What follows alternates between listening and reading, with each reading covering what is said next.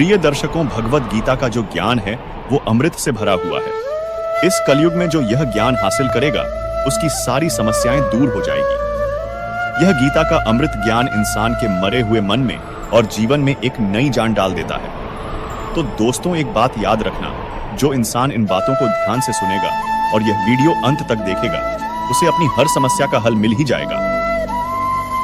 भगवत गीता में श्री कृष्ण ने कहा है कि जीवन में कोई आपको धोखा दे या आपको तकलीफ दे तो उस इंसान की परवाह करना छोड़ दो और आप खुद भी दुखी होना छोड़ दो, बल्कि उससे कुछ सीख लो।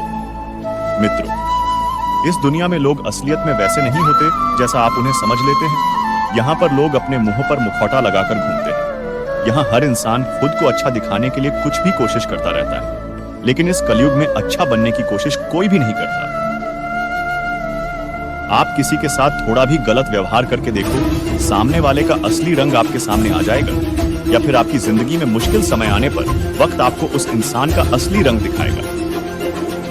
इसीलिए यह बात याद रखना कि किसी पर भी जल्दी भरोसा नहीं करना चाहिए। किसी से भी जरूरत से ज्यादा उम्मीद नहीं लगानी चाहिए, क्योंकि बाद में सारी उम्मीदें टूट जाती हैं।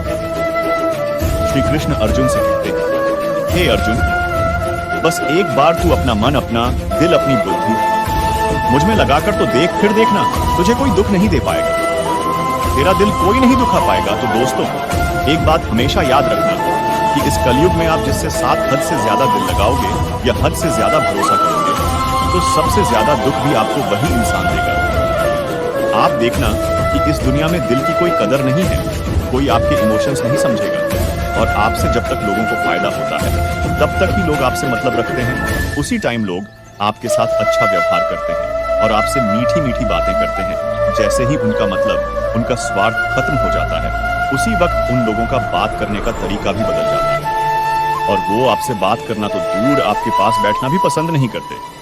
इसीलिए कहते हैं कि जब आप किसी से पहली बार मिलते हैं तो उस इंसान पर यकीन मत करो। वह सिर्फ एक मुखौटा है जो आपको दिखाने के लिए है, आपको फंसाने के लिए है। अब यह आप पर ही निर्भर करता है कि आपको उस इंसान के साथ फंसना है या अपनी समझदारी से काम लेना है। श्री कृष्ण गीता में कहते हैं कि आप अपने गुजरे हुए वक्त को, गुजरे हुए समय को भूल जाओ, क्योंकि अगर आप उस टाइम को याद करते हो तो खुद ही परेशान होने वाले हो। क्योंकि अगर आप गुजरे हुए वक्त के साथ जियोगे, वही दुख में जीते रहेंगे, तो आप पूरे जीवन में कभी भी खुश नहीं रह पाएंगे। जो समझदार इंसान होता है वह गुजरे हुए वक्त को भूल जाता है। भगवान श्री कृष्ण कहते हैं कि जब भी आप अपने जीवन में खुद को अकेला महसूस करते हो, तब गीता की इस सच्चाई को ठीक से समझ लेना कि आप दुनिया में अकेले ही आए थे और अकेले ही जाने वाले हो, और खाली हाथ आए थे और खाली हाथ ही जाना है। गीता में श्री कृष्ण अर्जुन से कहते कि इस दुनिया में, इस कलयुग में चाहे कोई इंसान मुझे माने या ना माने, लेकिन मैं उस मनुष्य का साथ कभी भी नहीं छोड़ता जो सुबह शाम मुझे याद करता है। इस दुनिया में जो भी है वह सब मेरी ही संतानें हैं, सब मेरे ही अंश है। इसलिए मनुष्य को, इंसान को, जानवरों को, सबको ईश्वर की ही संतान कहा जाता है। इसीलिए श्री कृष्ण कहते हैं कि आपको अकेलेपन से कभी दुखी नहीं होना चाहिए, कभी डरना नहीं चाहिए, लेकिन एक बात से जरूर डरना चाहिए, जो इंसान गलत है और पाप करता है उसका साथ कभी नहीं देना चाहिए। गीता में भगवान श्री कृष्ण ने कहा है कि अकेलेपन से डरना छोड़ दो, दुखी होना छोड़ दो। इस दुनिया में कोई किसी का नहीं होता, इसीलिए जीवन में कभी किसी की वजह से दुखी नहीं होना चाहिए। श्री कृष्ण कहते हैं, प्रेम उसी इंसान से करो जो मनुष्य आपके प्रेम के लायक हो। जिस इंसान को आपके प्रेम की कदर ही नहीं है, उस इंसान से जितना दूर रहोगे उतना ही अच्छा है। भगवत गीता में बताया गया है कि जो इंसान दूसरों को दुख देता है, दूसरों के साथ छल करता है, उस इंसान का अंत बहुत ही बुरा होता है। क्योंकि दुर्योधन ने पांडवों को जीवन भर दुख दिया, उनके साथ छल किया, हर पल पर उन्हें धोखा ही दिया, कभी ईमानदारी के साथ नहीं चल पाया, और उसका ऐसे परिणाम हुआ कि दुर्योधन की खुद की मृत्यु भी एक छल से ही हुई थी। इसीलिए श्री कृष्ण कहते हैं कि अगर कोई इंसान खुद को बहुत ज्यादा चालाक समझता है कि दूसरे को दुख देकर, तकलीफ देकर दूसरे को बेवकूफ बना दिया, तो याद रखना, एक दिन उसके जीवन में भी ऐसा कोई आएगा जो उसे भी धोखा देकर चला जाएगा। क्योंकि जो जैसा कर्म करता है उसको वैसा ही फल भोगना पड़ता है। गीता में श्री कृष्ण कहते हैं कि मनुष्य का क्रोध ही मनुष्य का सर्वनाश कर देता है। क्रोधी इंसान का कोई मित्र नहीं होता है। हर इंसान क्रोधी इंसान से दूर भागता है, उसके सारे रिश्ते समाप्त हो जाते हैं और कोई उसके साथ रहना नहीं चाहता। भगवान श्री कृष्ण भगवत गीता में उपदेश देते हैं कि आप चाहे कितने भी अच्छे हो, कितने भी सही हो, लेकिन आप बुरे लोगों के संगत रहोगे तो आपका भी वही हाल होने वाला है जो बुरे लोगों का होता है। आपको पता है ना कि भीष्म पितामह एक ब्रह्मचारी थे, धर्मात्मा थे, लेकिन भीष्म पितामह अधर्म के पक्ष में खड़े हो गए थे, तो अंत में उनका वही हाल हुआ जो एक अधर्मी मनुष्य का होता है। उनको मृत्यु के समय पर दुखों का सामना करना पड़ा, भयानक पीड़ा का सामना करना पड़ा। इसलिए गलत लोगों के संगत में कभी नहीं रहना चाहिए। गीता में श्री कृष्ण कहते हैं कि मनुष्य को अपने मन को शांत रखना चाहिए, क्योंकि जिस इंसान का मन अशांत होता है उसे अपने जीवन में दुख के सिवाय कुछ नहीं मिलता। अशांत मन मनुष्य के अंदर दुखों को ही जन्म देता है और शांत मन, शांत दिमाग परम आनंद को जन्म देता है। गीता में कहा गया है कि मूर्ख और दुष्ट इंसान को कभी ज्ञान नहीं देना चाहिए, क्योंकि उनको ज्ञान देने से उनके अहंकार को चोट लगती है और वह लोग मन में आपके बारे में वैर का भाव रखकर बैठ जाते हैं और समय आने पर आपको ही नुकसान पहुंचाते हैं, आपको ही दुख देते हैं। श्री कृष्ण कहते हैं जो इंसान आपके सामने अपनापन दिखाता है वही मनुष्य आपकी पीठ पीछे आपको जरूर नुकसान पहुंचाएगा, तो ऐसे लोगों से दूर ही रहना चाहिए। भगवत गीता में कहा गया है कि जहां आपके लिए प्रेम और इज्जत नहीं है वहां कभी नहीं जाना चाहिए। जब महाभारत का युद्ध शुरू होने से पहले पांडवों की तरफ से शांति का प्रस्ताव लेकर भगवान श्री कृष्ण हस्तिनापुर चले गए थे। उस वक्त शकुनी, जो कि दुर्योधन का मामा था, उसने दुर्योधन से कहा था कि यह कृष्ण बड़ा मायावी है, इसे संभाल कर रहना होगा।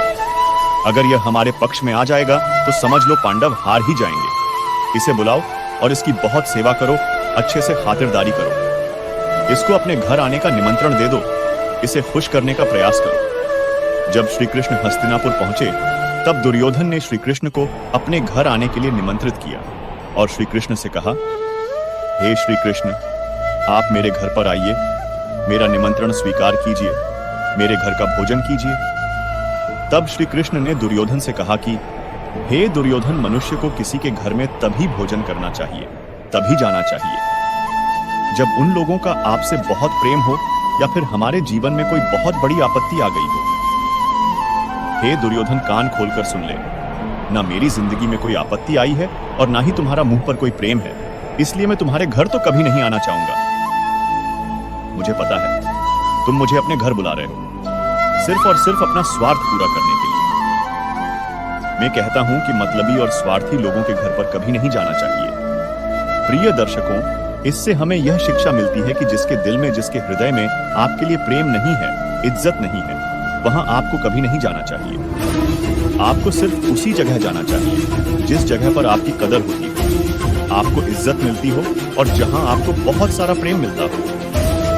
श्रीमद् भागवत गीता ज्ञान पूरी इंसानियत के लिए है, सब आत्माओं के लिए है, क्योंकि ये आत्मा को परमात्मा के बारे में, उसकी सृष्टि के बारे में और सबसे अहम यह उन कायदों के बारे में समझाती है जिनका आत्मा को मनुष्य के रूप में हर हाल में पालन करना होगा, रक्षा करनी होगी। और इन्हीं कायदों की बुनियाद पे एक आत्मा को शरीर त्याग करने के बाद परखा जाएगा और इस परीक्षा से पास होने पे हमेशा के लिए इस जन्म और मृत्यु से मुक्ति मिलेगी। जो इंसान सच्चे दिल से इस श्रीमद् भागवत गीता ज्ञान को सुनता है उसका जीवन सफल हो जाता है, उसका कल्याण हो जाता है।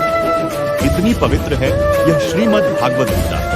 परमात्मा भगवत गीता में कहते हैं कि मैं ही सबकी शुरुआत हूं, मैं शुरू से भी पहले था और सब खत्म होने के बाद भी रहूंगा। सब मुझ में है और मैं सब में हूं। जो भी तुम छू सकते हो, देख सकते हो, छक सकते हो या छू नहीं सकते हो, सब मैं ही हूं। ये नदियां, पहाड़, सूरज, ग्रहण, चांद, सितारे सब मैंने बनाए हैं। मैंने ही भगवान, शैतान, राक्षस और इंसान बनाया। मैं सर्वव्यापी हूं, सब में ही रहता हूं। मैं ही ब्रह्म बनकर सब बनाता हूं और रुद्र बनकर सब नष्ट कर देता हूं। भगवत गीता कहती है कि इस सबसे बड़ी परीक्षा के लिए परमात्मा ने प्रकृति का निर्माण 5 तत्व हवा, अग्नि, जल, पृथ्वी और ईथर से किया, जिन्हें हम छू के, छक के, सूंघ के और देख के हम समझ सकते हैं।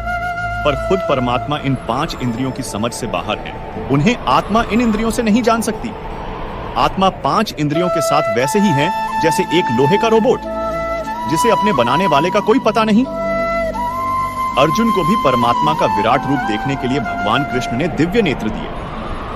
भगवत गीता समझाती है कि आत्मा अजन्मी है, इसे कोई मार नहीं सकता, कोई जला नहीं सकता, डूबा नहीं सकता, काट नहीं सकता। लेकिन आत्मा को परमात्मा के साथ हमेशा रहने के लिए यह परीक्षा रूपी जीवन में बैठना ही पड़ेगा। इस परीक्षा के लिए परमात्मा से बिछड़ के आत्मा को पृथ्वी पे किसी न किसी रूप में जन्म लेना पड़ता है और 88 करोड़ योनियों को जीने और भोगने के बाद एक आत्मा को मनुष्य का शरीर और दिमाग मिलता है। इस सबसे बेढ़ी मर्यादाओं की परीक्षा में बैठने के लिए हर मनुष्य को इस पूरी परीक्षा के दौरान तरह तरह की अच्छी और बुरी भावनाओं के चक्रव्यूह में अपने ही भाई बहन और मित्रों के साथ डाला जाता है, जिसमें हर आत्मा को अपने अंदर के तामसिक और राजसिक अवगुणों से निकल के सात्विक जीवन में प्रवेश करने के मौके मिलते हैं। हमारे तामसिक गुण वो है जो हमारे अंदर हीन भावना पैदा करके हमें खुद को ही नुकसान पहुंचाते हैं, और हमारे राजसिक गुण हमें ईर्ष्यालु और लोभी बना के दूसरों के प्रति नुकसान पहुंचा सकते हैं। इस परीक्षा के दौरान हर आत्मा को तामसिक और राजसिक गुणों को खत्म करके अपने सात्विक गुणों से परिचित होना पड़ेगा। सात्विक गुण वो है जो आत्मा को अपने आसपास की हर चीज से जोड़े रखती है और उन्हें प्यार करना सिखाती है। परीक्षा के दौरान हर आत्मा को जीवन के चारों स्तंभ धर्म, अर्थ, काम और मोक्ष का ज्ञान पाके ही मुक्ति मिलती है। यही वो द्वार है जिन्हें समझकर ही आत्मा परमात्मा को समझ सकती है। पहला द्वार धर्म का है और शेर इसका प्रतीक है। धर्म वही है जो गीता में लिखा हुआ है। धर्म वही है जो धारण किया हुआ है, जिसे आपका दिल मानता है। जैसे झूठ नहीं बोलना, चोरी नहीं करना, भगवान का निरादर नहीं करना, दूसरों को नुकसान नहीं देना, यही सब धर्म है। और हर आत्मा को अपने जीवन काल में हर समय धर्म का पालन करना होगा और उसकी रक्षा करनी होगी। दूसरा द्वार अर्थ का है और घोड़ा इसका प्रतीक है। हर आत्मा अपने हर जीवन काल में अपने पृथ्वी पे होने का अर्थ या मूल कारण समझेगी। इस जिंदगी में भोगने वाली चीजें और रिश्तों का आनंद लेगी। अच्छा बेटा और अच्छी बेटी, अच्छा भाई या अच्छी बहन, अच्छा पति या अच्छी पत्नी बनके हर रिश्ते पर खरा उतरना होगा और इस परीक्षा को पास करेगी। तीसरा द्वार काम का है। भगवद गीता समझती है कि हर मनुष्य के अंदर काम, क्रोध, लोभ, मोह, अहंकार और ईर्ष्या जैसी 6 भावनाएं हमें अपने और दूसरों के प्रति नुकसान पहुंचा सकती है। इन भावनाओं को हर मनुष्य को हमेशा अपने नियंत्रण में रखना होगा, क्योंकि इनके बहाव में किया हुआ कोई भी काम हमारे जीवन भर की परेशानी का कारण बन सकता है और एक आत्मा संतोष और सादगी से इन भावनाओं पर हमेशा के लिए विजय पा सकती है। चौथा स्तंभ मोक्ष का है और हाथी इसका प्रतीक है। इस परीक्षा रूपी जीवन में हर मनुष्य हर समय कुछ इच्छाएं रखता है। कुछ इच्छाएं एक ही जन्म काल में उनके पूरी हो जाती है, पर कुछ अधूरी रह जाती है और उनको पूरा करने के लिए आत्मा को वापस पृथ्वी पर आना पड़ता है। पूरी भगवद गीता हमें समझाती है कि हमारी इच्छाएं ही मूल कारण है हमारे पृथ्वी पर वापस आने का, और अगर हम कोई भी इच्छा न रखें तो हम इस जीवन और मृत्यु से मुक्त हो सकते हैं। ये द्वार माफी का रूप है। जिन्होंने आपके साथ बुरा किया उनको माफ करके और जिनके साथ आपने बुरा किया उनसे माफी मांग के मुक्ति पाई जा सकती है। जब तक आत्माएं इन चारों दरवाजों धर्म, अर्थ, काम और मोक्ष को समझ नहीं लेती, तब तक इस आत्मा को बार बार मनुष्य के रूप में आना ही पड़ेगा। परीक्षा का समय खत्म होते ही आत्मा शरीर और अन्य सब वस्तुओं का त्याग कर देती है। जो भी संसार में रहकर बनाया वो अब किसी और का ही होगा और आत्मा अपने कर्मों के फैसले के लिए चली जाती है। आत्मा के अच्छे बुरे कर्मों का हिसाब होता है। अपने अच्छे कर्मों के लिए आत्मा कुछ वक्त के लिए स्वर्ग और दुष्कर्मों के लिए नर्क चली जाती है। नर्क में आत्मा को अपने पापों के अनुकूल सजाएं मिलती है, पर सजा खत्म होने के बाद आत्मा को फिर से एक नया शरीर और नया दिमाग मिलता है। इस परीक्षा में फिर से बैठने के लिए और हर परीक्षा में वही सब फिर दोहराया जाएगा। जिंदगी के 4 स्तंभ धर्म, अर्थ, काम और मोक्ष को समझने के लिए हर जन्म में अपने कई जन्मों के कर्मों के हिसाब से हर आत्मा को कभी अच्छे तो कभी बुरे हालातों से जाना पड़ता है। लेकिन जब तक आत्मा परमात्मा के साथ योग को नहीं समझ लेती, तब तक वो मुक्ति नहीं पा सकती। भगवद गीता समझाती है कि मनुष्य अपने शरीर, दिमाग या दिल से भगवान को पा सकता है। शरीर द्वारा किए कर्मों के माध्यम से परमात्मा को पाने को कर्म योग कहते हैं। ऐसे कर्म जो परमात्मा की इच्छा से हो और दूसरों के कल्याण के लिए हो। वाल्मीकि ने रामायण लिख के श्रवण ने अपने माता पिता की सेवा और उन्हें 4 धाम की यात्रा कराकर अपने कर्मों द्वारा परमात्मा को पाया। श्रीमद् भगवद गीता समझाती है कि एक आत्मा दिमाग से भी परमात्मा के साथ योग लगा सकती है। इसे राजयोग कहते हैं, क्योंकि दिमाग या मस्तिष्क सब इंद्रियों का राजा है। एक मनुष्य अपनी आस्था, श्वास प्रणाली, अभ्यास, साधना और तपस्या से परमात्मा को इस योग के रास्ते पा लेता है। इस योग को समझने के लिए हमें अपने अंदर की शक्तियों यानी चक्र और कुंडलिनी को समझना पड़ेगा। आत्मा मस्तिष्क से ध्यान लगाकर परमात्मा के साथ योग लगा सकती है। शंकराचार्य, स्वामी परमहंस, स्वामी विवेकानंद और उनके जैसे कई योगी इस योग के रास्ते परमात्मा के साथ ध्यान लगा पाए। परमात्मा भगवत गीता में कहते हैं कि अगर किसी आत्मा को धर्म और योग कुछ भी समझ न आए, पर अगर वो मेरी शरण में आ जाए तो मैं उसके सारे पाप माफ कर देता हूं। परमात्मा को ऐसी दिल की गहराइयों से पुकार के पाने को भक्ति योग कहते हैं। चैतन्य महाप्रभु, मीराबाई और भगवान हनुमान इस योग के सबसे बड़े उदाहरण हैं। लेकिन कभी आत्मा अपने होने का मूल कारण भूल के धर्म का उल्लंघन करे या पाप के रास्ते पर निकल जाए, तो उसे ठीक करने के लिए परमात्मा को खुद किसी रूप में पृथ्वी पर जन्म लेना पड़ता है। गीता में भगवान श्री कृष्ण महाराज ने संदेश दिया है कि अवश्य में भोक्तव्यं कर्म कृतम शुभाशुभम, अर्थात व्यक्ति को अपने किए हुए शुभ और अशुभ सभी कर्मों का फल अवश्य ही भोगना होता है। नीति शास्त्रकारों ने मनुष्य के कर्म करने की तुलना किसान के साथ की है। वह कहते हैं कि यो यद्वपति बीजन लभते हि तादृशं फलन, अर्थात जिस प्रकार एक किसान अपने खेत में जिस फसल का बीज बोता है, वही बीज फसल के रूप में किसान काटता है। इस सिद्धांत के विरुद्ध न कभी आज तक हुआ है और न कभी आगे होगा। इसलिए कहावत प्रसिद्ध है कि बोए पेड़ बबूल के तो आम कहां से हुए। यही व्यवस्था परमात्मा द्वारा बनाई गई सृष्टि में मनुष्यों के ऊपर लागू होती है। परमात्मा ने मनुष्य को कर्म करने के लिए स्वतंत्र रखा है। इंसान जैसा चाहे कर्म कर सकता है। अच्छे या बुरे कर्म मनुष्य की विवेक शक्ति के ऊपर निर्भर करते हैं। मनुष्य अपने जीवन में जैसे जैसे कर्म करता जाता है, वैसे वैसे ही उसके जीवन का निर्माण होता जाता है। परंतु परमात्मा ने मनुष्य को केवल कर्म करने की स्वतंत्रता दी है। कर्म फल व्यवस्था परमात्मा के अधीन है। जैसे कर्म किए हैं वैसा ही फल मिलेगा। यह निश्चित है, क्योंकि परमात्मा न्यायकारी है। परमात्मा मनुष्य द्वारा किए जाने वाले प्रत्येक कर्मों को जानने वाला है। परमात्मा के आगे किसी की सिफारिश नहीं चलती। इस कलयुग में तो लोग रिश्वत देकर अपना काम निकालते हैं, लेकिन परमात्मा को कोई रिश्वत नहीं दे सकता। इसलिए परमात्मा को पूर्ण न्यायकारी कहा गया है। परमात्मा की अटल न्याय व्यवस्था से कोई भी आज तक न तो बचा है और न ही आगे बचेगा। इसलिए अच्छे कर्म करने वाला व्यक्ति डरता है। बुरा कर्म करने वाला व्यक्ति हर समय भयभीत होता है। उसके मन में सदैव यह शंका रहती है कि कभी मेरे बुरे कर्म सामने न आ जाए। बुरे कर्मों के सामने आते ही उसे उन कर्मों का फल मिलना शुरू हो जाता है। ईश्वर द्वारा सभी प्राणियों को कर्म करने की स्वतंत्रता मिली है। कोई भी प्राणी कभी भी इच्छानुसार कैसा भी कर्म कर सकता है। इन कर्मों की आजादी के कारण ही जीवन में नयापन बना रहता है। यदि कर्म करने की आजादी न हो तो जीवन में जीवन जैसा कुछ भी नहीं रहेगा।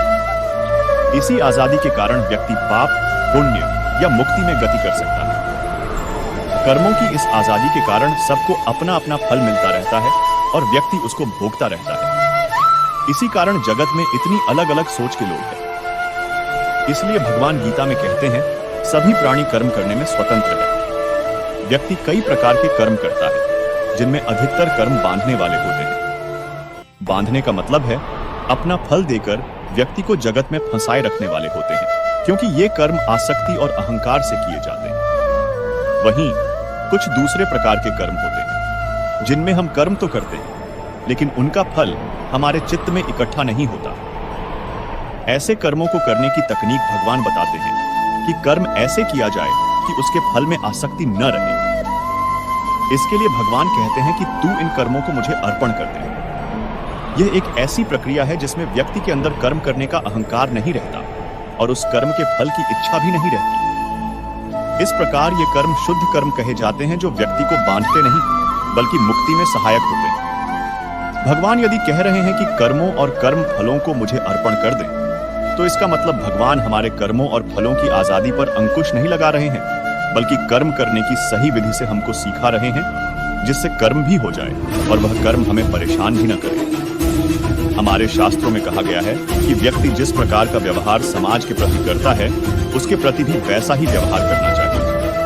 जो इंसान हमारी संस्कृति, सभ्यता और धर्म का ही नाश करने पर तुला हुआ है, ऐसे दुष्टों का तो वध ही कर देना चाहिए। वेद में लिखा हुआ है, माया भिर्मायनन सक्षदेन्द्र, अर्थात हे मनुष्य, तू मायावियों को, दुष्टों को, छल करने वालों को मार गिरा। महर्षि व्यास का कथन है कि जो मनुष्य जिसके साथ जैसा व्यवहार करे, उसके प्रति वैसा ही व्यवहार करना चाहिए। यह धर्म है। ठगी से व्यवहार करने वाले के साथ ठगी का व्यवहार करना चाहिए और भला करने वाले के साथ भलाई का व्यवहार करना चाहिए। इस प्रकार शास्त्रों में, वेदों में दुष्टों की निंदा की गई है और यथापूर्वक व्यवहार करने का आदेश दिया गया है। गीता में श्री कृष्ण कहते हैं कि हमारा भाग्य हमारे ही अतीत के कर्मों का फल है। उसी तरह हम आज जो कर्म कर रहे हैं, वो हमारे आने वाले कल को निर्धारित करेंगे। इसीलिए हमें हमेशा अपने कर्म अच्छे रखने चाहिए, ताकि हमें इसका फल भी अच्छा ही मिले। गीता में श्री कृष्ण कहते हैं, उनके कर्जदार और वफादार हमेशा रहिए, जिन्होंने आपके बुरे समय में आपका साथ दिया। अंजाम की खबर तो कर्ण को भी थी, लेकिन बात तो मित्रता निभाने की थी। श्री कृष्ण कहते हैं, शांति, सौम्यता, मौन, आत्मसंयम और पवित्रता, ये पांचों चीजें मन को अनुशासित करती हैं। हर व्यक्ति में ये सारे गुण होने चाहिए, तभी वह सही मार्ग पर चल सकता है। गीता में कहा गया है कि आप किसी का भाग्य नहीं बदल सकते, लेकिन अच्छी प्रेरणा देकर उसका मार्गदर्शन तो कर ही सकते हैं। श्री कृष्ण के अनुसार जीवन में कभी मौका मिले तो सारथी बनना स्वार्थी नहीं। अहंकार मनुष्य से वह सब करवाता है जो अंत में उसी के विनाश का कारण बनता है। इसलिए मनुष्य को जितनी जल्दी हो सके अपना अहंकार त्याग देना चाहिए। श्री कृष्ण कहते हैं, कर्म वो फसल है जिसे इंसान को हर हाल में खुद काटना ही होता है। इसलिए हमेशा अच्छे बीज बोएं ताकि फसल अच्छी हो। गीता जी कर्मवाद को महत्व देती है, लेकिन वो यह संदेश देना चाहती है कि कर्म के हानि लाभ में उलझने के बाद मनुष्य के कर्म की गति धीमी हो जाती है और वो धीरे धीरे लक्ष्य को अपने से दूर कर देती है।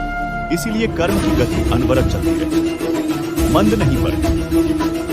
इसीलिए ही भगवान कृष्ण ने अर्जुन को यह महान संदेश दिया था कि आप चिंता किए युद्ध करते रहो। कौन हारेगा, कौन जीतेगा, ये सब काल, परिस्थिति के आधार पर अपने आप तय हो जाएगा।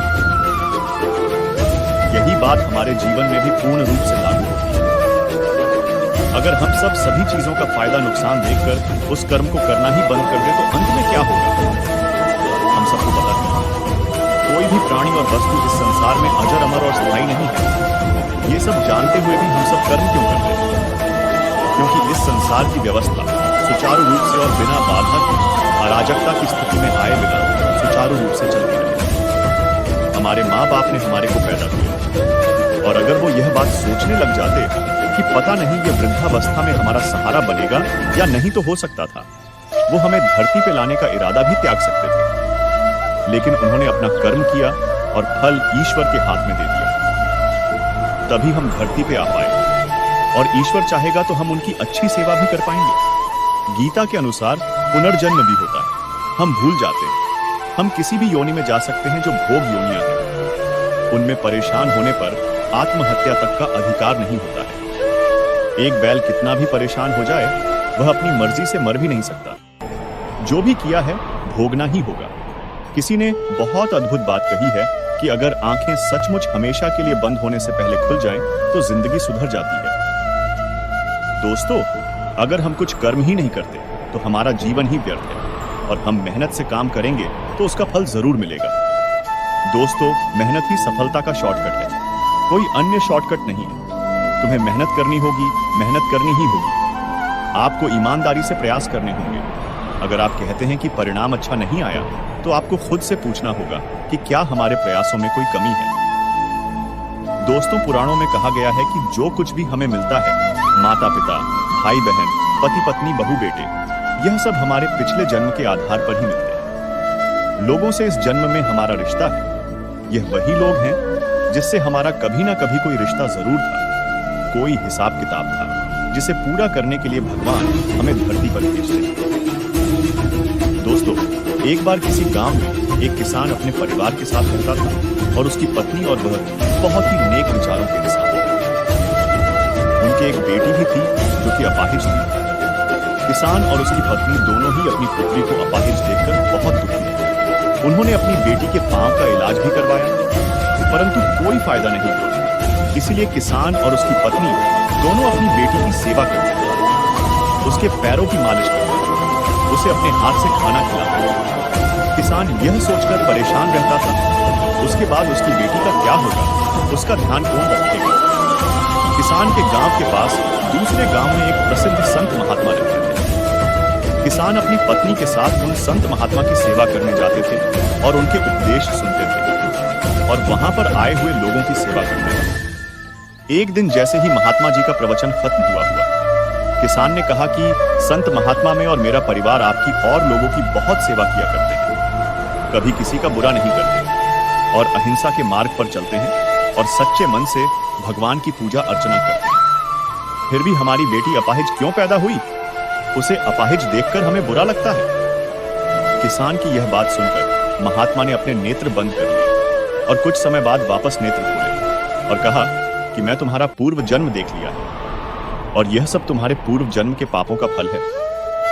पूर्व जन्म में तुम अपनी पत्नी और बेटे बहू के साथ रहते थे। तुम्हारा बेटा नगर के बाहर राजा के यहाँ नौकरी करता था और पिछले जन्म में जो तुम्हारी बहू थी वही अब तुम्हारी बेटी है भाई। तुम्हारे घर में एक दुधारू गाय भी थी जिसकी तुम बहुत सेवा करते थे, लेकिन अपनी बहू के साथ तुम्हारा व्यवहार बहुत गलत था। तुम सदा अपनी बहू को बहुत परेशान करते थे और उसे खरी खोटी सुनाते थे। तुम्हारी बुरी बातें सुनकर तुम्हारे बहू बहुत परेशान थी, लेकिन फिर भी वो कुछ भी नहीं बोलती थी। एक बार की बात है, वो इतनी सहेली के साथ मेला देखने चली गई थी।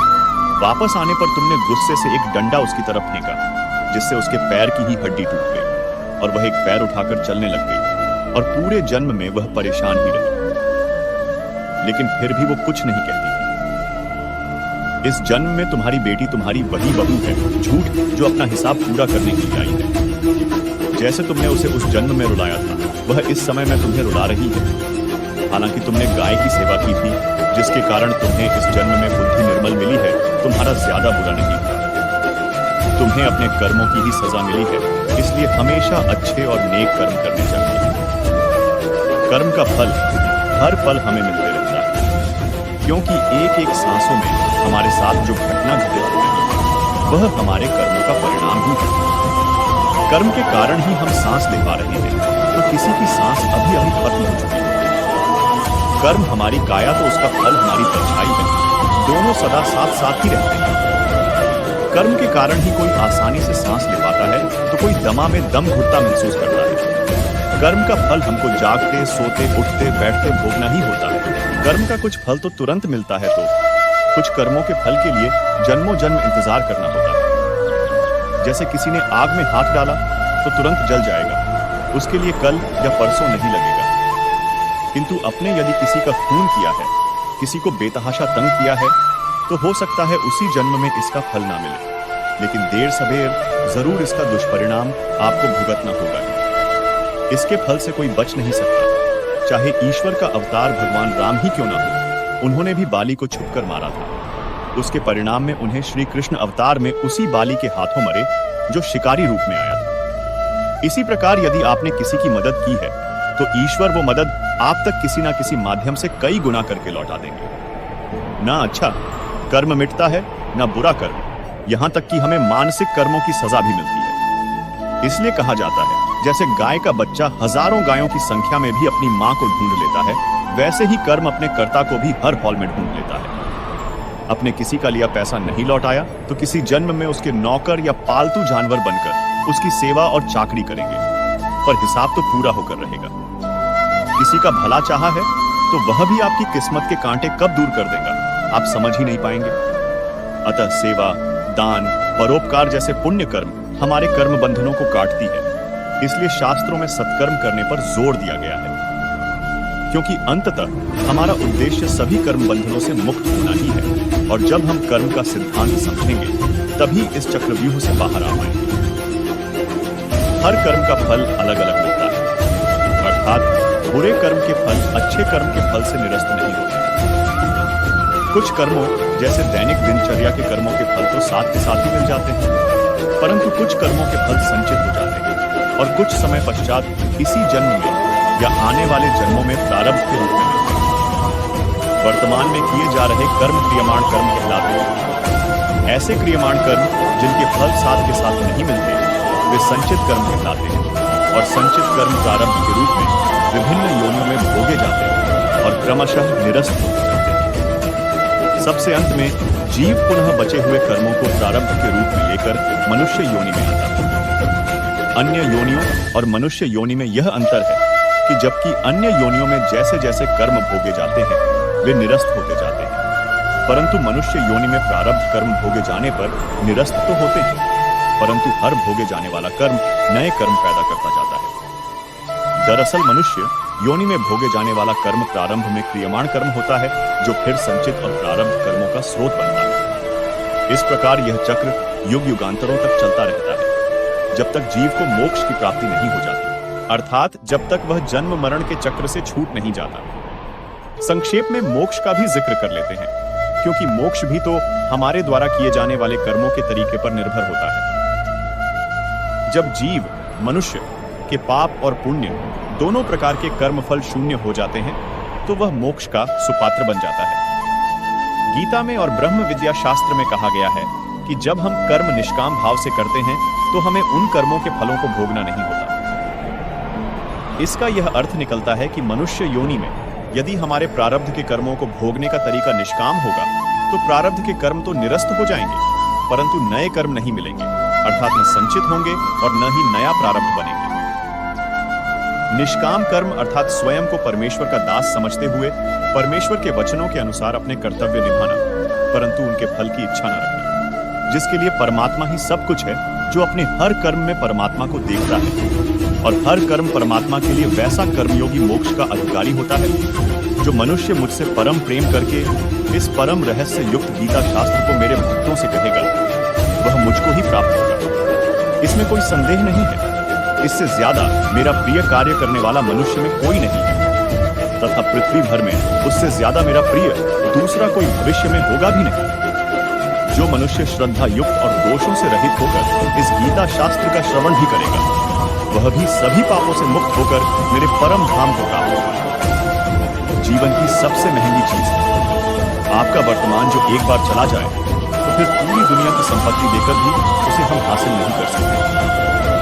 श्री कृष्ण कहते हैं, मनुष्य अपने जीवन को सरलता से जी सकता है, पर फिर भी वह कभी सरल जीवन जी ही नहीं पाता। वह हमेशा चिंताओं से घिरा रहता है, वह भूत की बातों को सोचकर परेशान होता रहता है, वह मौत से डरने लगता है, वह ना तो अपने जीवन को सही तरीके से जी पाता है और ना ही मृत्यु को गले लगा पाता है। ज्ञानी व्यक्ति ना तो मरने वाले का शोक करते हैं, ना ही उनका शोक करते हैं जो अभी जिंदा है, क्योंकि वह जानते हैं जो मर गया वह फिर से जन्म लेगा, और जो जिंदा है वह एक दिन जरूर मरेगा। कान्हा कहते हैं, तुम्हारे बीते हुए कल को मैं ठीक तो नहीं कर सकता, लेकिन तुम्हारे वर्तमान में अगर तुम अच्छा कर्म करोगे तो तुम्हारा आने वाला कल मैं जरूर उजागर करूंगा।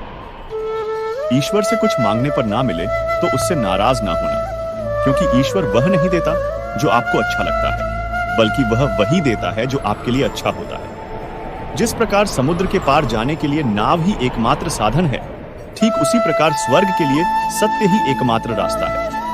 हम ना बोले फिर भी वह सुन लेता है, इसीलिए उसका नाम परमात्मा है। मित्रों, भगवान श्री कृष्ण कहते हैं कि अपने मन को सदैव वश में रखना चाहिए, कभी भी अहंकार नहीं करना चाहिए। अगर कोई आपको कटु वचन कहता है तो भी उसे कुछ नहीं कहना चाहिए। अतिथि और लाचार को सदैव आश्रय दें, दूसरों की न निंदा करें और न सुने।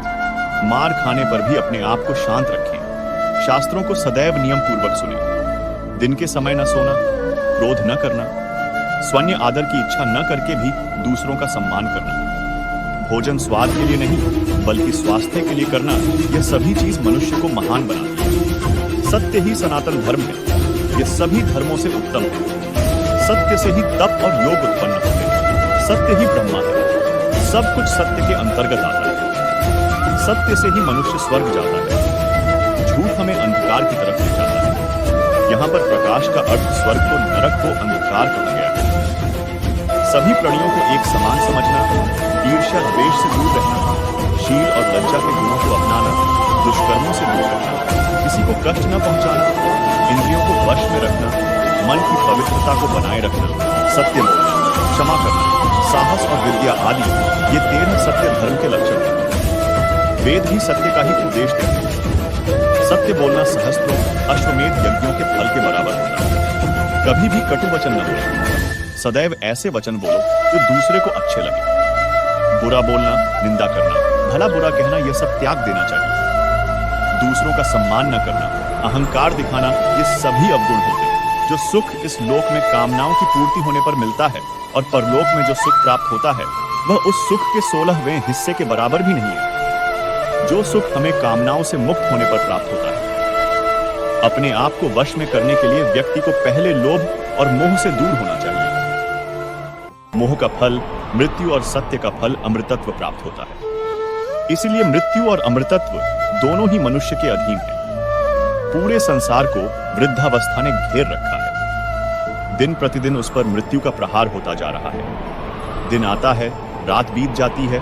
जागो, तुरंत उठो, समय को व्यर्थ न गवानो, अपने कल्याण के लिए कुछ कार्य करो, क्योंकि तुम्हारे कार्य पूर्ण नहीं हो पाते हैं तब तक मृत्यु तुम्हें अपने साथ ले जाती है। निर्धनता को स्वयं ही स्वेच्छापूर्वक अपनी इच्छा से स्वीकार करने से सुख मिलता है। यह सुख मनुष्य का कल्याण करता है, क्योंकि इस राह पर चलने से न तो कोई क्लेश रहता है, न ही कोई आपका शत्रु बनता है। यह मार्ग भले ही कठिन लगता है, लेकिन जिस मनुष्य को पवित्र जीवन जीना हो, ऐसे भले मानुष के लिए यह मार्ग उपयुक्त और सुगम है। क्योंकि ऐसे मनुष्यों के लिए संपत्ति का कोई मोह नहीं रहता।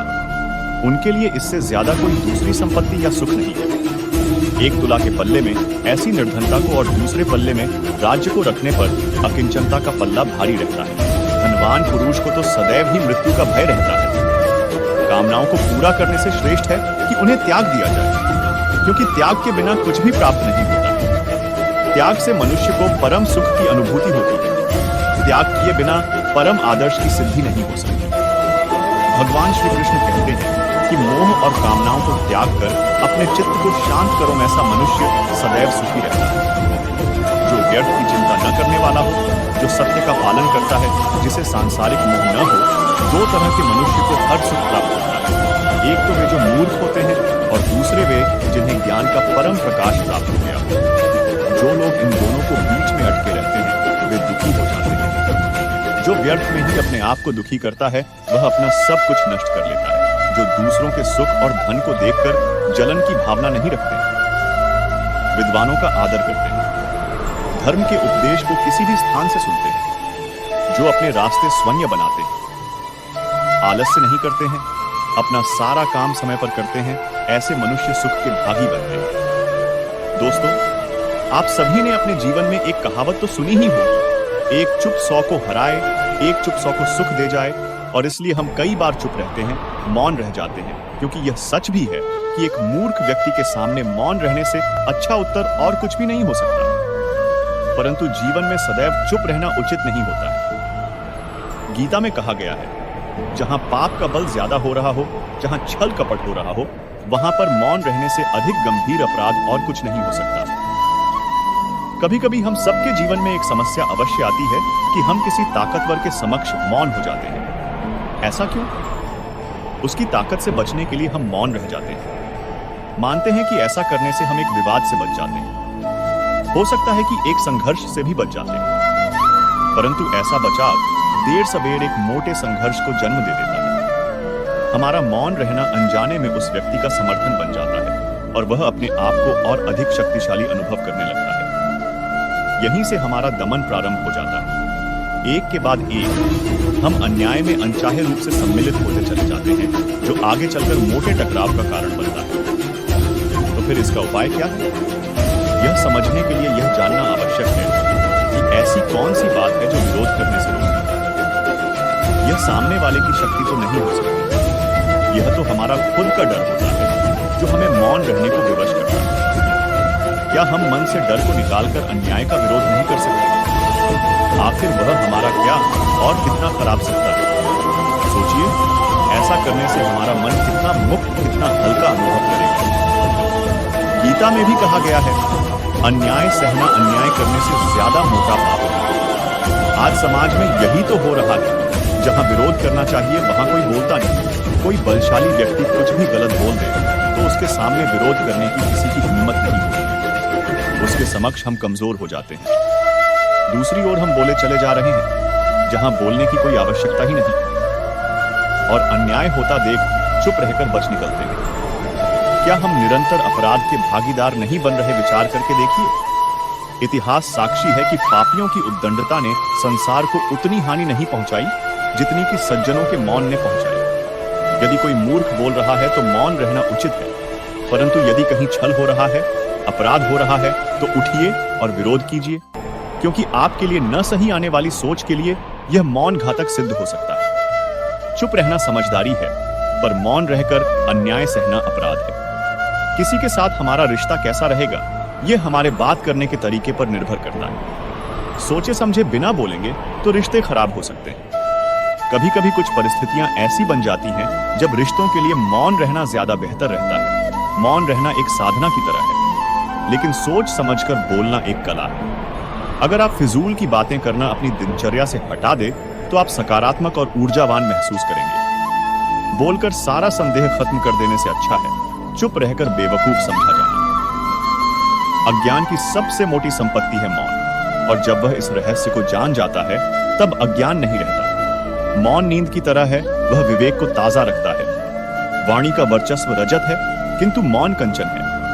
अपनी सफलता के सफर में निकलने से पहले अपने बस्ते में शांति और धैर्य को जरूर रख देना। मौन रहकर मैं अन्य लोगों की कमियों को सुन लेता हूं और अपनी कमियों को छिपा लेता हूं। जब कुछ कहने को हो तभी कहिए, अगर कुछ कहना चाहते हो तब मत कहिए। बेतुकी बातों का सबसे बेहतर जवाब ना देना है। सवाल का जवाब शांति से मिलता है, बहस करने से जवाब खो जाता है। अगर बहस करने वालों में एक व्यक्ति शांत रहे तो बहस कभी नहीं हो सकती। शरीर का शोर सुनाई दे जाता है, कभी आराम से बैठकर आत्मा की भी सुनो। मौन निद्रा के सदृश है, यह ज्ञान में नई स्फूर्ति पैदा करता है। सही जगह और सही वजह पर बोलना जरूरी है, वरना चुप रहना ही बेहतर है। यदि तुम चाहते हो कि लोग तुम्हें तुम्हारी वास्तविक योग्यता से अधिक योग्य व्यक्ति समझे तो कम बोलो। बुद्धिमानी की बात कहने की अपेक्षा बुद्धिमान प्रतीत होना अधिक आसान है। कब और कहां मौन रहना है, अगर इंसान यह सीख ले तो उसके जीवन की आधी समस्याएं अपने आप ही खत्म हो जाएंगी। अगर तुम अच्छे, मैं अच्छा तो यहां बुरा कौन है? दूसरों की गलती पर खुदा और अपनी गलती पर सारा जहां मौन है। मौन रहकर मैं अन्य लोगों की कमियों को सुन लेता हूं और अपनी कमियों को छिपा लेता हूं। मौन रहना कोई आसान कार्य नहीं है, इसके लिए भी साहस और धैर्य की आवश्यकता होती है। मौन क्रोध का दमन करने में व्यक्ति की जितनी सहायता करता है उतना अन्य कोई नहीं सहायता करता है। मुझे कभी इसका खेद नहीं हुआ कि मैं मौन क्यों रहा, परंतु इसका खेद अनेक बार हुआ कि मैं बोल क्यों गया। मैंने लंबे समय से माना है कि चुप्पी नुकसान का उपाय है। मौन खाली नहीं है, यह उत्तरों से भरा है। जब आप अकेले होते हैं तो आप नाराज नहीं हो सकते। अनुभव हमें सिखाता है कि मौन लोगों को सबसे ज्यादा डर है। सत्य दुख देता है, लेकिन मौन मार देता है। लोग अपनी आत्मा का सामना करने से बचने के लिए कुछ भी करेंगे। मौन रहकर आप कई समस्याओं से दूर रह सकते हैं। विधाता ने मौन को अज्ञानता का आवरण बनाया है। यह ज्ञानियों की सभा में अज्ञानियों का आभूषण है। मौन में शब्दों की अपेक्षा अधिक शक्ति होती है। अगर आप दूसरों के विचारों पर नियंत्रण पाना चाहते हैं तो सर्वप्रथम अपने विचारों पर नियंत्रण करिए। अपने विचारों पर नियंत्रण करने का सबसे आसान तरीका है कम बोलना या मौन रहना। इस दुनिया में वह इंसान सबसे ज्यादा सुखी और समृद्ध होता है जो क्रोध आने पर खुद को मौन रख सके। जिन्हें आपको गलत ही समझना है वह लोग आपके मौन का भी गलत अर्थ निकाल ही लेंगे। विधाता की अदालत में वकालत बहुत ही न्यारी है। खामोश रहिए, कर्म कीजिए, सबका मुकदमा जारी है। यदि किसी प्रश्न का उत्तर आपको पता नहीं है तो ऐसे में मौन रहना ही बुद्धिमानी है। कभी मौन रहकर देखो, इससे भी चमत्कार होता है सही और जरूरत भर जो बोलते हैं। जब आपको नहीं पता कि किसी विशेष अवसर पर क्या कहना है या आपको किसी विशेष घटना के बारे में केवल आधा अधूरा ज्ञान है, तो ऐसे अवसर पर भी आपको चुप रहना चाहिए। ऐसा व्यक्ति जो आधा अधूरा ज्ञान होने के बाद भी उस विषय पर बात करता है, वह अक्सर उपहास का पात्र बन जाता है। ऐसे व्यक्ति को कोई भी गंभीरता से नहीं लेता। केवल वही व्यक्ति अपनी बात प्रभावी ढंग से रख सकता है जिसे उस विशेष घटना या विषय का गहरा ज्ञान हो। इसीलिए यहाँ वहां से प्राप्त आधी अधूरी जानकारी के आधार पर कभी भी लोगों को समझाने की कोशिश नहीं करनी चाहिए। जब कोई व्यक्ति आपके सामने किसी तीसरे व्यक्ति की बुराई कर रहा हो, तो ऐसी स्थिति में आपको चुप रहना चाहिए। आपको कभी भी ऐसी नकारात्मक बातचीत का हिस्सा नहीं बनना चाहिए, क्योंकि आज वह व्यक्ति जो कर रहा है आपके सामने किसी तीसरे व्यक्ति की बुराई, कल किसी और के सामने आपकी भी बुराई करेगा। और इस बात की अधिक संभावना है कि आज आपने जिस तीसरे व्यक्ति की बुराई की है, उसे भी इस बात का पता चल जाते तो आप पर ही मुसीबत आ सकती है। इसलिए जब भी कोई किसी दूसरे व्यक्ति की बुराई करे या उसके गलत समय का मजाक बनाए, तो आपको बस उसकी बात सुननी है, अपनी राय नहीं देनी है। अगर आप ऐसा करें तो भविष्य में आपके लिए समस्याएं हो सकती हैं। जब कोई आप पर क्रोध और घृणा से चिल्लाता है, आपका अपमान करने की कोशिश करता है, तो ऐसी स्थिति में आप दूसरे व्यक्ति की क्रोध और घृणा को चुप रहकर कम कर सकते हैं। चुप रहकर भी आप स्थिति को खराब होने से रोक सकते हैं। जब आप ऐसा नहीं करते हैं और दूसरे व्यक्ति के क्रोध का उत्तर क्रोध से दे देते हैं, तो परिणाम काफी भयंकर होता है। यदि आप उस समय चुप रहते हैं, तो यह बात उस क्रोधी व्यक्ति के दिल में महसूस होती है। जब क्रोध शांत हो जाता है, तो वह अपनी गलती पर पछताता है और इस बात की भी संभावना ज्यादा हो जाती है कि वो आगे आकर आपसे माफी मांगे। अपनी गलती के लिए अगर वह माफी नहीं मांगता है, तो वह अंदर से दोषी महसूस करने लगता है और फिर अगली बार आप पर गुस्सा करने या नफरत करने से पहले कई बार सोचता है। लेकिन आपको हर हाल में या हर समय चुप भी नहीं रहना चाहिए। अगर कोई गलत कर रहा है, तो उसका जवाब आपको देना चाहिए, क्योंकि कुछ लोग ऐसे भी होते हैं जो हमारी खामोशी को हमारी कमजोरी समझते हैं। गुस्से में चुप रहने का यह तरीका केवल परिवार, करीबी रिश्तेदारों और कुछ करीबी दोस्तों के लिए ही सही है, हर इंसान के लिए नहीं। अगर आप हर जगह खामोश रहने लगे, तो इसका गलत इस्तेमाल भी हो सकता है। जब कोई व्यक्ति अपने जीवन की कोई दुखद घटना या अपने जीवन की परेशानी साझा कर रहा है, ऐसे में आपको चुप रहना होगा और सिर्फ उसकी बातों को सुनना होगा। ज्यादातर लोग ऐसे हैं कि उनके सामने किसी ने उनकी समस्या सुनाई नहीं कि उन्होंने समाधान देना शुरू कर दिया। हालांकि जब कोई व्यक्ति अपनी समस्या हमारे साथ साझा कर रहा है, तो वह हमसे किसी सुझाव की उम्मीद नहीं करता है। वह चाहता है कि हम उसकी बात ध्यान से सुनें, क्योंकि जब हम उनकी बात सुनते हैं, उस व्यक्ति को आंतरिक शांति मिलती है। उसे लगता है कि कोई मेरी बातों को समझता है। अधिकांश समय जब लोग अपनी समस्याओं को हमसे साझा करते हैं, तो वे हमें केवल अपनी बात बताना चाहते हैं। वे हमें से किसी भी प्रकार की सलाह नहीं चाहते, क्योंकि वे पहले से ही सभी तरह की सलाह जानते हैं। जो हम उन्हें देने जा रहे हैं, मुसीबत के समय किसी व्यक्ति को सांत्वना देने का सबसे अच्छा तरीका उस व्यक्ति की बात को ध्यान से सुनना है। जब हम बिना ध्यान दिए लोगों की बातों को ध्यान से सुनते हैं, बिना किसी सलाह के, तब उनकी आंखों में हमारे लिए सम्मान और स्नेह का भाव पैदा हो जाता है। उन्हें लगता है कि हम अधिक गंभीर, बुद्धिमान और शांत दिमाग वाले लोग हैं। इसलिए अब जब भी कोई अगली बार आपको अपनी समस्या बताए, तो बस उसकी बातों को ध्यान से सुनें और जब तक वह आपसे ना मांगे, उसे किसी प्रकार की सलाह ना दें। जब आप कम बोलते हैं, तो लोग आपकी ओर अधिक आकर्षित होते हैं कि आप कौन हैं और आप क्या सोचते हैं। भगवद गीता में भगवान श्री कृष्ण कहते हैं, मन का बेचैन होना उसका स्वभाव है। हमारे मन को लगता है कि अगर वह अलग अलग बातों के बारे में सोचता रहेगा, तो हमें आने वाली हर मुश्किल और मुसीबत से बचा लेगा, पर ऐसा होता नहीं है। हम अपने जीवन का काफी अधिक समय सोच विचार करके परेशान होने में निकाल देते हैं। भगवान श्री कृष्ण कहते हैं कि मन का यह स्वभाव बदलना मुश्किल जरूर है, असंभव नहीं। अच्छा, अब आप एक बात बताइए, क्या आप कौए को कह सकते हैं कि वो काम काम की आवाज ना करे? या फिर क्या आप किसी मेंढक को कह सकते हैं कि वह पानी देखते ही ऊंची छलांग ना मारे? हमारे मन का भी कुछ ऐसा ही है। जीवन में कुछ भी होता है, अच्छा या बुरा, हमारा मन उस पर काम करने लगता है।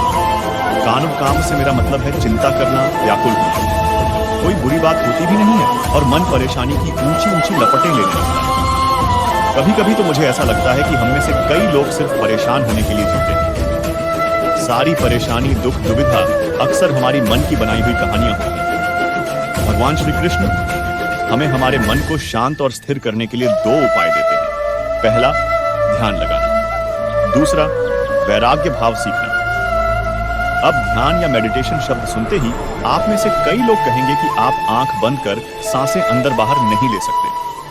यहां हम सब गलती कर बैठते हैं। मेडिटेशन या ध्यान का मतलब सिर्फ आंख बंद कर बैठना नहीं होता। मेडिटेशन का मतलब होता है अपना पूरा ध्यान किसी चीज पर लगाना और उसे हटने नहीं देना। अगर आप रोटी बना रहे हैं तो सिर्फ उस बात पर ध्यान दीजिए। अगर आप पिक्चर देख रहे हैं तो अपना पूरा ध्यान पिक्चर पर लगाएं। ये मत सोचिए कि पिक्चर देखकर आप अपना कितना वक्त बर्बाद कर रहे हैं। जब आप जीवन के हर छोटे मोटे काम को पूरे ध्यान से करते हैं तो आपका जीवन ही एक मेडिटेशन बन जाता है। ऐसे जीवन में शांति, स्थिरता, साहस और सफलता का होना अनिवार्य है। वैराग्य भाव दूसरा उपाय। वैराग्य का अर्थ यह नहीं कि आप सब कुछ त्याग कर जंगल में जाकर बैठ जाएं। वैराग्य का सच्चा अर्थ है कि आप जो काम कर रहे हैं उसका क्या नतीजा या रिजल्ट निकलेगा उसकी चिंता ना करें। जैसे अगर आपने कोई इंटरव्यू दिया, आप यह कर सकते हैं कि पूरे मन से तैयारी करें और अपना बेस्ट देकर आ जाएं। वह नौकरी मिलना या ना मिलना आपके हाथ में नहीं है। इस नतीजे के पीछे अलग अलग चीजें हैं जो आपके बिल्कुल कंट्रोल में नहीं है। तो जिस चीज के बारे में आप कुछ कर नहीं सकते उसके बारे में चिंता भी ना करें। यही वैराग्य का सच्चा मतलब होता है। और यही है भगवान श्री कृष्ण का दूसरा उपाय, मन को चिंता की लपटों से बचाने का। याद रखिए, आप पूरे के पूरे इंसान हैं। समझदारी, संयम और कुशलता से भरे इंसान। आपका मन जब भी कौए की तरह अलग अलग बातों पर आपको परेशान करने लगे, तब अपने मन को भी प्यार से समझाइए और शांत कर लीजिए। बस अपने ऊपर विश्वास रखिए कि आप कभी अपना बुरा नहीं होने देंगे। जब महाभारत के महाभीषण युद्ध में अर्जुन के पुत्र अभिमन्यु की मृत्यु हो जाती है, तब अर्जुन बहुत दुखी होता है और रोते हुए श्री कृष्ण से कहता है, हे माधव, मैं अपने पुत्र के बिना नहीं रह सकता। मेरा पुत्र युद्ध में मर गया है। मैं यह सहन नहीं कर सकता। मैं खुद को समाप्त कर दूंगा। सुनते ही भगवान श्री कृष्ण ने अर्जुन को आत्माओं के लोक में लेकर गए, जहां अभिमन्यु आनंद से बैठा हुआ था। यह देखकर अर्जुन बहुत खुश हुआ और खुशी खुशी रोते हुए अभिमन्यु को गले लगाते हुए कहता है, हे पुत्र, मैंने तो तुम्हारे बिना जीने की उम्मीद ही छोड़ दी थी। अब मैं तुम्हें छोड़कर कहीं नहीं जाऊंगा। यह सुनते ही अभिमन्यु ने कहा, हे महाशय, आप कौन हैं? मैं आपको नहीं जानता। अर्जुन बोला, मैं तुम्हारा पिता हूं, तुम मेरे पुत्र हो। अभिमन्यु ने कहा, कौन पुत्र और कौन पिता, मेरे हजारों जन्म हुए हैं। इसी जन्म में आप मेरे पुत्र बनते हैं, किसी जन्म में मैं आपका पिता बनता हूं। आत्मा का ना कोई पिता होता है ना ही कोई माता। यह सुनते ही अर्जुन के होश उड़ गए और अर्जुन ने सोचा, मेरा वीर पुत्र अभिमन्यु मुझे पहचान ही नहीं रहा। उसी वक्त अर्जुन का सारा पुत्र मोह खत्म हो गया। तभी श्री कृष्ण ने अर्जुन को समझाते हुए कहा, हे अर्जुन, इस जग में कोई अपना और पराया नहीं होता। तुम बस अपना कर्म करो, किसी के मरने पर बिल्कुल भी शौक मत करो। भगवान कृष्ण अर्जुन से कहते हैं, कर्मण्येवाधिकारस्ते मां फलेषु कदाचन मां कर्म फलहेतुर्भूर्माते संगोस्त्व कर्मणि। अर्थात कर्म ही पूजा है, कर्म ही भक्ति है, इसलिए कर्म को पूरे मन से करना चाहिए। कृष्ण ने अर्जुन को कर्म योगी बनने के उपदेश दिए। उन्होंने अर्जुन से कहा, जो भी कर्म करो यह सोचकर करो कि वह परमात्मा को समर्पित होता है। मृत्यु से भय व्यर्थ। मृत्यु का भय हर व्यक्ति को होता है। भगवान कृष्ण कहते हैं, संसार के निर्माण के बाद से ही जन्म और मृत्यु का चक्र चलता आ रहा है और यह प्रकृति का नियम है। जो जन्म लेता है उसकी मृत्यु अवश्य होती है और मृत्यु के बाद जन्म अवश्य होता है। इसलिए मृत्यु से भयमुक्त होकर वर्तमान में जीना चाहिए। महाभारत के दौरान अर्जुन विचलित थे और उनसे शस्त्र भी नहीं उठते। तब श्री कृष्ण ने अर्जुन से कहा, समय बड़ा बलवान है। यदि तुम सोचते हो कि तुम शस्त्र नहीं उठाओगे तो इन पापियों का संहार नहीं होगा। अरे अर्जुन, तुम तो एक निमित्त हो, इनका संहार लिखा है और वह जरूर होगा। श्री कृष्ण ने अर्जुन को कहा, भूत और भविष्य की चिंता करना व्यर्थ है, वर्तमान ही सत्य है। जब असमंजस की स्थिति में रहो और कुछ समझ न आए तो सब परमात्मा पर छोड़ दो और बस अपना कर्म करो। परिस्थितियां कितनी भी बुरी क्यों न हो, यही सोचो कि समय सबसे बड़ा बलवान है। अच्छा हो या बुरा बीत जाएगा। जब भी किसी अपने की मृत्यु होती है, फिर चाहे वह बेटा हो, माँ हो, पिता, बहन, पति या कोई दिल के बहुत करीबी हो, दुख के साथ पीड़ा भी होती है। यह पीड़ा समय के साथ कम भी हो सकती है, लेकिन बढ़ भी सकती है। दोनों आपके हाथ में है। जी हाँ, आपके ही हाथ में है, क्योंकि मनुष्य जिस दिन आध्यात्मिक तौर पर दुनिया को देखने लगता है, उस दिन वह इस पीड़ा और दुख से बाहर आ जाता है। कहना बहुत आसान है और करना नामुमकिन के बहुत करीब, लेकिन करना तो पड़ेगा। जो उत्पन्न हुआ है उसकी मृत्यु निश्चित है। मृत्यु को इसी दृष्टि से देखना चाहिए, जैसे मनुष्य की आयु में कौमार्य, यौवन और जरा अवस्था आती है, वैसे ही मनुष्य दिन और रात की तरह से जीवन और मृत्यु को देखता है। जिस व्यक्ति को जन्म मिला है उसकी मृत्यु भी निश्चित होती है, इसलिए मृत्यु से भयभीत होने का कोई कारण नहीं है। महाभारत का अर्जुन तो आपको याद होगा। अगर अर्जुन याद हैं तो उनका बेटा अभिमन्यु भी याद होगा, जिसने गर्भ में ही चक्रव्यूह को भेदना सीख लिया था। लेकिन क्या आपको याद है कि गर्भ में अभिमन्यु को जो ज्ञान मिला वह आधा ही रह गया था। इसका कारण था कि अभिमन्यु की माता यानी सुभद्रा बीच में ही सो गई थी, और इसी कारण अभिमन्यु को चक्रव्यूह भेदना तो आता था, लेकिन उससे बाहर निकलना नहीं। यह सब पहले से ही तय था, क्योंकि अभिमन्यु ने जिस शरीर के रूप में जन्म लिया उसकी मृत्यु पहले से ही निश्चित थी। अभिमन्यु की मृत्यु के वक्त अर्जुन बहुत परेशान हुए थे। तब श्री कृष्ण ने अर्जुन को एक स्वप्न दिखाया। उसमें अर्जुन ने देखा कि कृष्ण चतुर्भुज रूप में शेष शैया पर शयन कर रहे थे और अभिमन्यु उनकी सेवा में रत था। अर्जुन अभिमन्यु कहते हुए उसके पास तक गए, लेकिन अभिमन्यु ने उनसे कहा कि वो जन्म तो मेरा सामयिक जन्म था, शाश्वत नहीं। मैं कुछ दिनों के लिए अभिमन्यु बन गया था, लेकिन मैं सचमुच अभिमन्यु नहीं हूं। तो अर्जुन की समझ में आया कि कोई भी आत्मा यदि किसी के शरीर को कुछ समय के लिए धारण कर लेती है तो वह उसका शाश्वत रूप नहीं है। जैसे एक व्यक्ति किसी नाटक में कोई किरदार निभाता है तो वह एक सामयिक पात्र होता है, न कि शाश्वत।